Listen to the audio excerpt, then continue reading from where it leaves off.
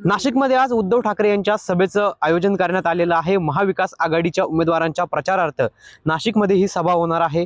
खरं तर यापूर्वी उद्धव ठाकरे यांची लोकसभेला याच मैदानातून सभा झाली होती। आपण सध्या ज्या ठिकाणी उद्धव ठाकरे यांची सायंकाळच्या सुमारास सभा होणार आहे त्या नाशिकच्या गोल्ड क्लब मैदान या ठिकाणी आहोत आणि या ठिकाणी जर आपण दृश्यांमध्ये बघितलं तर उद्धव ठाकरे यांच्या सभेची तयारी जी आहे ती आपल्याला सध्या सुरू असल्याचं पाहायला मिळत आहे।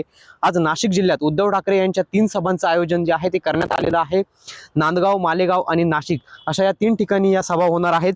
खरं तर नाशिक शहरामध्ये उद्धव ठाकरे यांच्या पक्षाकडून 2 उमेदवार जे आहेत ते देण्यात आलेले आहे आणि शहरालगतच असलेल्या देवळाली विधानसभा मतदारसंघात देखील आलेला आहे। त्यामुळे उद्धव ठाकरे नाशिक येथील सभेतून काय बोलतात हे देखील पाहणं आता तितकंच महत्त्वाचं ठरणार आहे।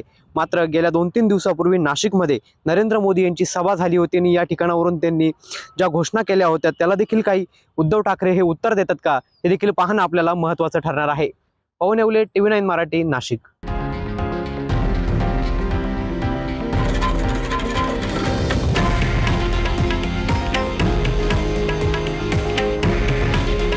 हे आहे देशातील नंबर 1 न्यूज नेटवर्क आणि आपण पाहत आहात TV9 मराठी। काळजी तुमची, हित महाराष्ट्राचं।